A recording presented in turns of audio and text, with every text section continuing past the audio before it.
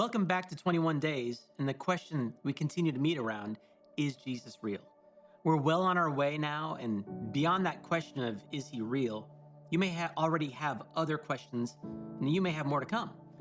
We're a part of this journey together, so feel free to add those to the comments anytime, or you can email the address in the video or podcast description. Yesterday, you heard Amy and read about Jesus' interaction with the Samaritan woman. Jesus goes on to heal an official's son. We're going to continue now in John chapter 5.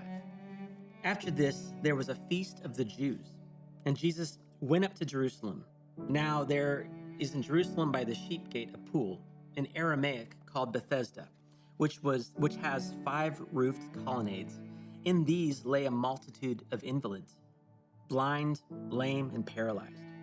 One man was there who had been an invalid for 38 years.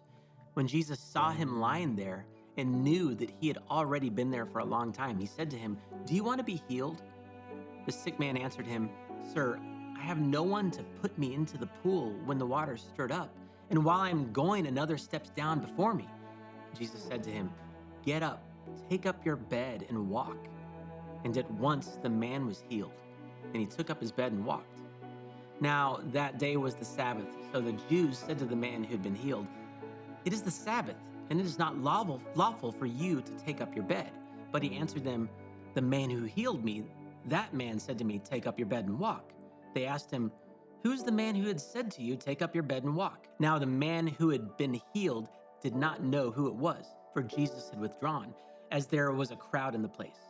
Afterward, Jesus found him in the temple and said to him, "See, you are well. Sin no more, that nothing worse may happen to you."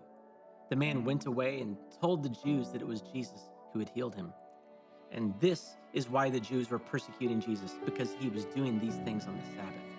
But Jesus answered them, "My Father is working until now, and I am working."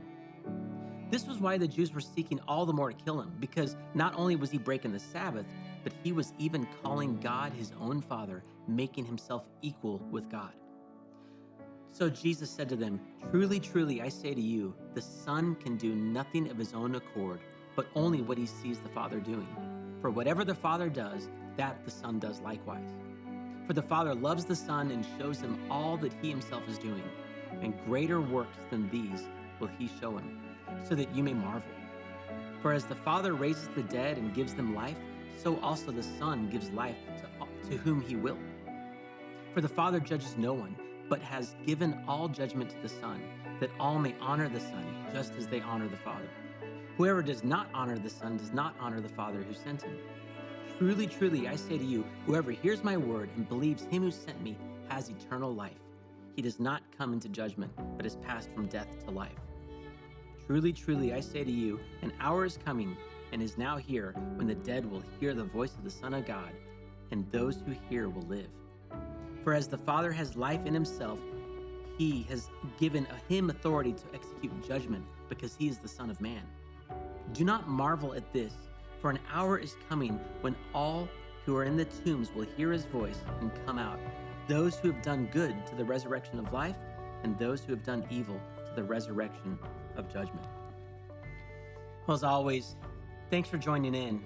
We're so glad you're a part. Hope you have a great rest of the day, and we'll be back with you again tomorrow.